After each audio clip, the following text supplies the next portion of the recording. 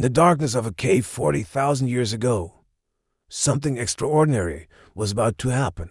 Not just the birth of technology, but the moment when human imagination first conquered the ancient darkness. What if this single spark was the beginning of everything we would one day become? The hands that held the stone were scarred from countless attempts, trembling with cold and anticipation. Outside the cave, I stretched endlessly across a world locked in the grip of winter.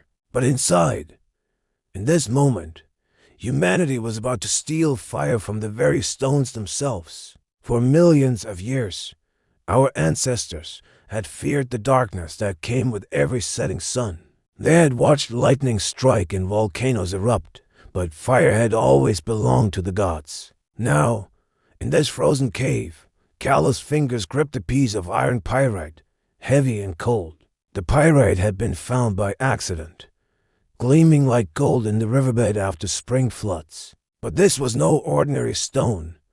It held within it the same fire that burned in distant stars. Have you ever wondered what courage it took to strike that very first deliberate spark? The bone tool had been carved from a mammoth's leg, shaped over weeks of patient work. Its surface was polished smooth by countless hours of use, preparing hides and shaping wood. But tonight, it would serve a purpose its maker could never have imagined when carving began. The first strike produced nothing but the scraping sound of bone against stone in darkness. The second strike sent a shower of tiny sparks cascading through the air like falling stars. And in that instant, the relationship between humanity and nature changed forever in ways unimaginable. Those sparks lasted less than a heartbeat, but they carried the promise of civilization itself. The woman who held the tools had learned the secret from watching rocks fall in the quarry. She had seen the sparks fly when certain stones struck each other in just the right way. Now she was trying to tame what nature had shown her, to make it serve human will. Around her, others watched in the darkness, their eyes reflecting the brief flashes of light. They had gathered dried moss and shredded bark, materials that would catch even the smallest flame. Strike after strike, the sparks flew and died, each failure teaching something new about angle and force. The bone was wearing down, its edge becoming polished where it met the iron-rich stone repeatedly. Outside, a pride of cave lions roared in the distance, hunting in the moonless night. But inside this cave, humans were about to become the most dangerous predators Earth had ever known. The pyrite was special, containing iron sulfide that would spark when struck with sufficient force and speed. Not just any stone would work. It had taken generations to discover this particular combination. The knowledge had been passed down through demonstration, mother to daughter, father to son, wordlessly. Language itself was still young then, more gesture than words, more feeling than precise explanation. What if this moment had never happened, and we remained forever dependent on nature's random fires? The sparks grew stronger with each strike, and finally one landed on the bed of tinder. For a breathless moment nothing happened. Then a tiny curl of smoke rose in the darkness. The woman bent close, her breath gentle and controlled, coaxing the ember to life with patience. And then, like magic older than any story, a flame flickered into existence from nothing. The others gasped and drew back, then pressed forward, drawn to the warmth like moths to light. This was not fire stolen from a lightning strike or borrowed from a forest burned by nature. This was fire born from human will, created by intelligence and persistence against all probability. Can you imagine the power they must have felt, holding the secret of fire in their hands? The flame grew, fed carefully with twigs and dried grass, until it cast shadows on cave walls. Those shadows danced like spirits, and perhaps that night the first stories were told round fire. The cave paintings nearby would be created later, but the impulse to create began with this light. Fire meant more than warmth in a world of ice. It meant safety from predators. It meant the ability to cook meat, making it easier to digest and releasing more nutrients. Our brains would grow larger in the generations to come, fed by the gifts of controlled fire. The smoke rose through cracks in the cave ceiling, carrying the smell of burning wood outside. Other human groups would smell it on the wind and wonder what new magic was being made. Within a generation, the technique would spread across the frozen valleys and windswept plains of Europe. The bone tools became specialized, carved specifically for striking sparks rather than working hides or wood. Pyrite became as valuable as food itself, traded across vast distances between scattered bands of humans. Children learned to strike sparks before they learned to hunt, practicing with worn tools and small stones. The skill became so essential that those who mastered it held special status within their groups.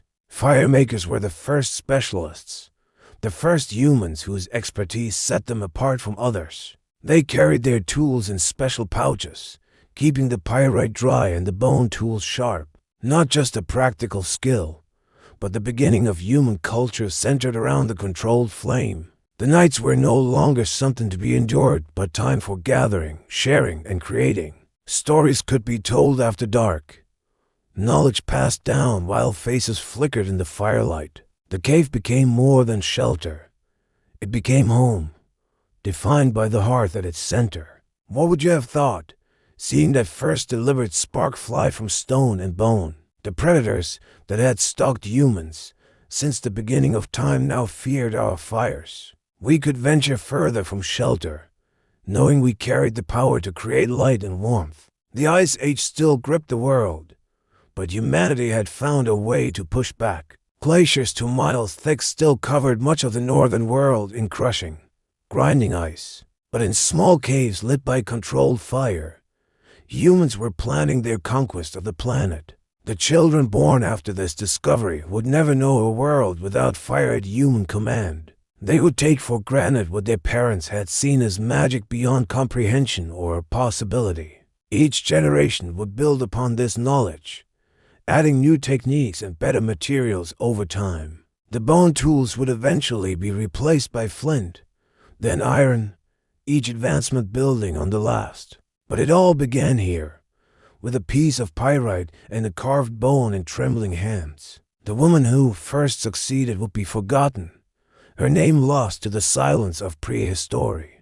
But her discovery would outlive the mountains, changing the trajectory of life on Earth forever. Think about every fire humanity has ever lit, from campfires to rocket engines reaching for stars. They all trace back to this moment, this cave, this first deliberate spark from stone. The archaeological record shows us when this happened, preserved in ancient hearths and scattered tools. Microscopic wear patterns on bone tools tell us they were used to strike sparks from iron pyrite.